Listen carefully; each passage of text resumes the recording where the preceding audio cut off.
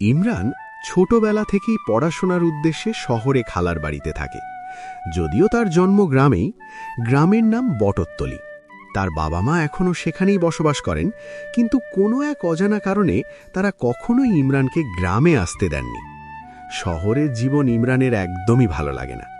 ইট পাথরের কোলাহল, মানুষের ভিড় আর যান্ত্রিক জীবনে সে নিজেকে মানিয়ে নিতে পারে না। তার মন পড়ে থাকে গ্রামের মাটিতে, সবুজ প্রকৃতি আর শান্ত পরিবেশের টানে। অবশেষে পড়াশোনা শেষ হতেই ইমরান আর নিজেকে আটকাতে পারে না। কাউকে কিছু না জানিয়েই সে শহর ছেড়ে রওনা দেয় নিজের জন্মভূমির পথে। দীর্ঘদিন পর সে ফিরে আসে তার নিজ বাড়ি বটতলীর বুকে। মা, ও মা!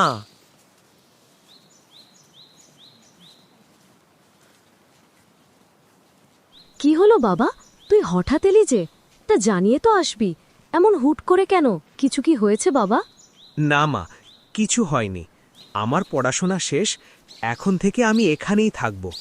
আমার শহর ভালো লাগে না মা।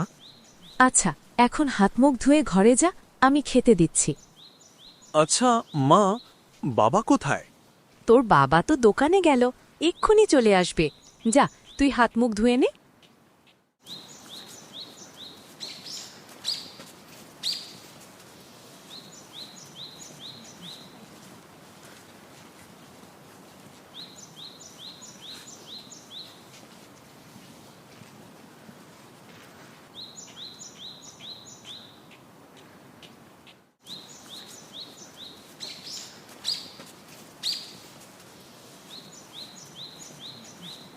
ছেলে তো বাড়িতে চলে এসেছে, বলছে পড়াশোনা শেষ, আর শহরে যাবে না, এখন থেকে এখানেই থাকবে, আর তোমার সঙ্গে ফসলের ক্ষেত দেখাশোনা করবে।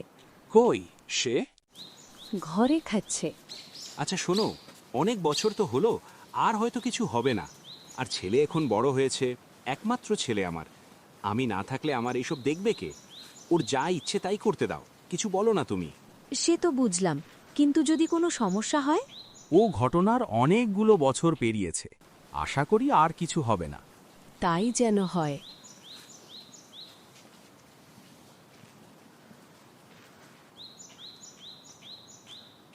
তুই আমার একমাত্র ছেলে বাবা, আমি ভেবেছিলাম তুই শহরেই চাকরি করবি, কিন্তু তোর মা বলল তোর নাকি অন্য রকম ইচ্ছা।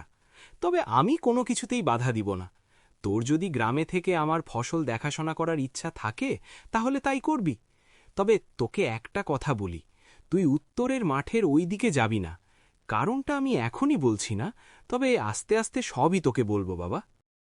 আচ্ছা ঠিক আছে বাবা, তুমি যখন এখন আমাকে জানাতে চাচ্ছ না, তাহলে আর জিজ্ঞাসা করব না। তুই কি জিন ভূতে বিশ্বাস করিস? হা হা হা, ভূত বলতে কিছু হয় না বাবা, তবে জিন যে আছে এটা তো কুরআন শরীফেই উল্লেখ করা আছে, তাই বিশ্বাস করি, তবে কখনো কিছু দেখিনি। হঠাৎ এমন প্রশ্ন করছো কেন বাবা? না, এমনি ছোট থেকেই শহরে বড় হয়েছিস তো, তাই জিজ্ঞাসা করলাম। গ্রামে কিন্তু জিনের চলাফেরা বেশি হয়, তাই। গ্রামে জিনের চলাচল বেশি না বাবা, গ্রামে কুসংস্কার বেশি। হবে হয়তো। আচ্ছা, অনেক দূর থেকে এসেছিস, বিশ্রাম নে এখন, পরে কথা হবে আবার।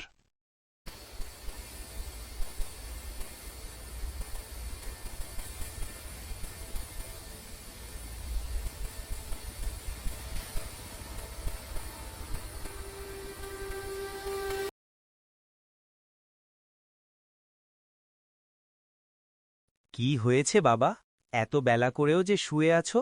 আর বলিস না, বাতের ব্যথা বেড়েছে, ব্যথায় উঠতে পর্যন্ত পারছি না। আচ্ছা, তুমি শুয়ে থাকো, ওঠার দরকার নেই।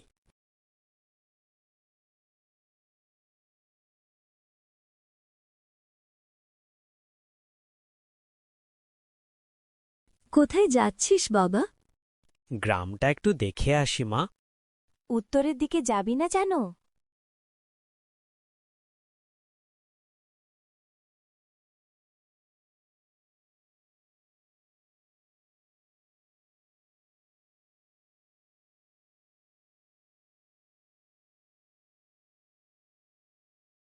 আসসালামু আলাইকুম চাচা, ভালো আছেন? ওয়ালাইকুম আসসালাম। আলহামদুলিল্লাহ ভালো আছি। তুমি কেমন আছো? কতদিন পর দেখছি তোমাকে। কবে এসেছো? আমিও ভালো আছি চাচা, এই তো গতকালকেই এসেছি। আমি তো তোমার বাড়িতেই যাচ্ছিলাম, দেখা হয়ে ভালো হলো। উত্তরের দিকে তোমাদের জমিতে দেখলাম অনেকগুলো ছাগল লেগেছে। আমি একবার তাড়িয়ে দিলাম, ফিরে আসার সময় দূর থেকে দেখলাম আবার লেগেছে। তাই তোমার বাবার কাছে যাচ্ছিলাম বলতে, তোমার বাবা কোথায়? আজকে কি জমির খেতে যায়নি? জি, বাবা তো একটু অসুস্থ, বাতের ব্যথা বেড়েছে, উঠতে পারছে না। ও, তাহলে তো তোমার বাবাকে না জানানোই উচিত। তাহলে এক কাজ করো, তুমি একটু টান পায়ে হেঁটে যাও মাঠটাতে। দেরি করো না, এক্ষুনি যাও।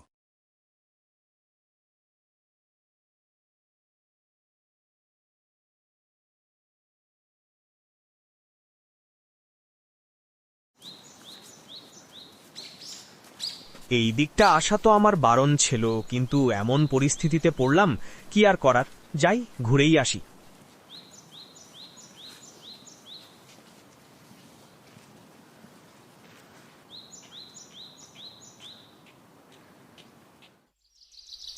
কত সুন্দর জায়গা! বাবা যে আমাকে কেন এখানে আসতে মানা করলো কে জানে। আমার তো এখানেই থেকে যেতে ইচ্ছা করছে। এখন বাসায় যাই, পরে আসব। বাবা জানলে আবার রাগ করবে।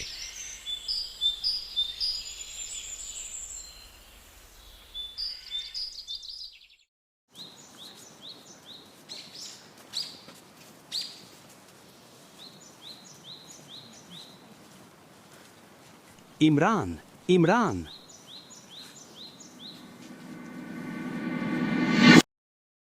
ইমরানের মা?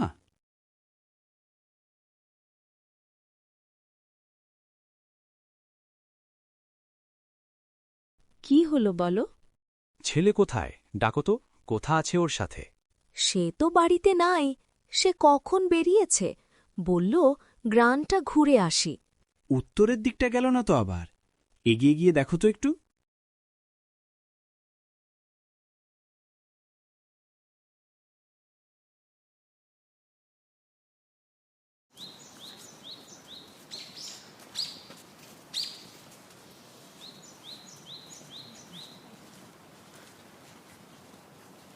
ইমরান, ইমরান!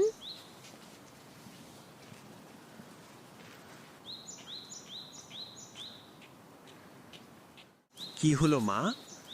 কি হলো মানে? তোকে না এদিকে তোর বাবা আসতে মানা করেছে? কেন মা? আমি তো বাবার সাথেই এসেছি, এই তো দেখো। আরে বাবা, কোথায় গেল? তুই এক্ষুনি বাড়িতে চল। কি হয়েছে বাবা তোর? বলতো আমাকে সব খুলে। আমি গ্রাম দেখতে বের হয়েছিলাম, এমন সময় রহিম চাচা আমাদের বাড়ির দিকে আসছিল। বলল আমাদের উত্তরের দিকে জমিতে নাকি অনেক ছাগল লেগেছে, আর তোমার তো শরীর খারাপ, তাই তোমাকে না জানিয়ে আমি নিজেই গেলাম। গিয়ে ছাগল তাড়িয়ে দিয়ে কিছুক্ষণ দাঁড়ালাম। এরপর ফিরে আসার সময় উত্তরের ওই বড় বটগাছটা কাছ থেকে পেছন থেকে কেউ একজন ডাক দিল। ঘুরে তাকিয়ে আমি অবাক হলাম, দেখলাম তুমি ডাকছ। এরপর তুমি বললে এই গাছটার নিচে দাঁড়িয়ে একটু গল্প করি। তারপর সাইডে গিয়ে গল্প শুরু করলে। বললে এই দিকটাতে আসতে তোর কোনো বাধা নেই, আর যখন ইচ্ছা তখন আসতে পারবি। আমি বললাম, তাহলে কাল রাতে কেন এদিকে আসতে বারণ করলে? তুমি তখন বললে, ওহ কিছু না, এমনি। তারপর স্বাভাবিকভাবেই কথা বলছিলে। হঠাৎ পিছন থেকে মা ডাক দেয়। আমি পিছনে এসে আবার যখন ঘুরে তাকাই, তখন দেখি তুমি নেই। শোন বাবা, সকাল থেকেই বিছানা থেকে উঠতে পারছি না। আমি কোথাও যাইনি, ওইটা আমি ছিলাম না। আর তোর রহিম চাচা তো গত মাসেই হার্ট অ্যাটাক করে মারা গেছে। আমি বুঝতে পেরেছি তোর সঙ্গে কি ঘটেছে। শোন, তুই যখন ছোট ছিলি, তোর মায়ের গায়ে এক দুষ্টু জিন ভর করে। কোনোভাবেই তাকে ছাড়ানো যাচ্ছিল না। বহু কষ্টে তাকে ছাড়ানো গেলেও সে একটি দাবি করে। সে বলে, তোদের প্রথম সন্তানকে আমি নিয়ে যাব, আর তোদের একটি মাত্রই সন্তান হবে। এতে আমরা কোনোভাবেই রাজি ছিলাম না। কবিরাজের নির্দেশে তাই তোকে ছোটবেলাতেই পাঠিয়ে দিয়েছিলাম। কবিরাজ বলেছিল, গ্রাম থেকে দূরে রাখলে এই জিন কিছুই করতে পারবে না। আর ওই জিন থাকত উত্তরের দিকের ওই বড় বটগাছটাতে। তাই আমি তোকে ওই দিকটাতে যেতে মানা করেছিলাম, কিন্তু তুই প্রথম দিনই ওই দিকে চলে গেলি। আর আমি এইও ভেবেছিলাম এত বছর পেরিয়ে গেছে, হয়তো আর কিছু হবে না। কিন্তু না, কিছুই বদলায়নি। এর থেকে মুক্তির কি কোনো উপায়ই নেই বাবা? আমি কবিরাজের সঙ্গে দেখা করব, দেখি কোনো সমাধান দিতে পারে কিনা। আর তুই ঘর থেকে বের হবি না যতদিন না কোনো সমাধান বের হয়। ঠিক আছে বাবা, আমি তোমার অনুমতি ছাড়া বাইরে যাব না।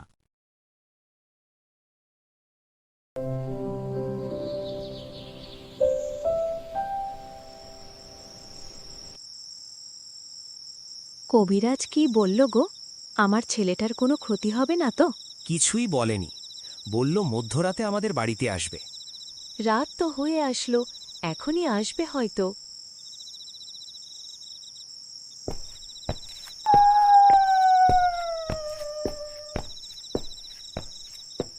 কই বাইরে বের হও।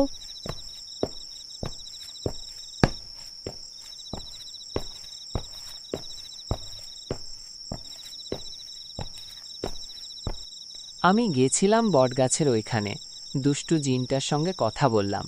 সেই ঘটনার অনেকগুলো বছর পেরিয়ে গেছে, জিনটারও বয়স বেড়েছে, আগের মতো আর শক্তি তারও নেই। সে সহজেই রাজি হয়ে গেছে, ইমরানের কোনো ক্ষতি করবে না, কিন্তু একটা শর্ত দিয়েছে। তার জন্য কাল অমাবস্যার রাতে ইমরানকে একা বটগাছটার নিচে গিয়ে কিছু খাবার দিয়ে আসতে হবে, তাহলেই জিনটা আর তোমার ছেলেকে কোনো ক্ষতি করবে না। একা যাবে? যদি কোনো অঘটন ঘটে? আমি তোমাকে আশ্বাস দিচ্ছি, এমন কিছুই ঘটবে না, আমার উপর ভরসা রাখো। তা কি খাবার দিতে হতে? 5 কেজি মিষ্টি দিলেই হবে। ছেলেকে ডাকো, আমি সব নিয়ম আজকেই বলে দিয়ে যাই। নিয়মগুলো মানলে আর কোনো ক্ষতিই হবে না। এই ইমরান, বাইরে বের হতো বাবা।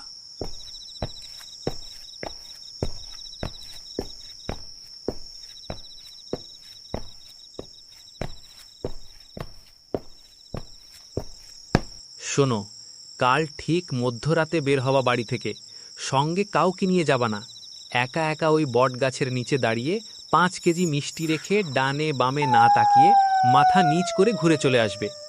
এই সময় তোমার পরিচিত অনেকের কণ্ঠে তোমাকে ডাকা হবে, বিভিন্ন ধরনের আকুতি মিনতি করা হবে, কিন্তু ভুলেও ঘাড় পেছনে ঘোরাবে না।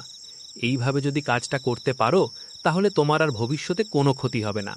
ঠিক আছে, আমি তাই করব। তাহলে আমি এখন আসি।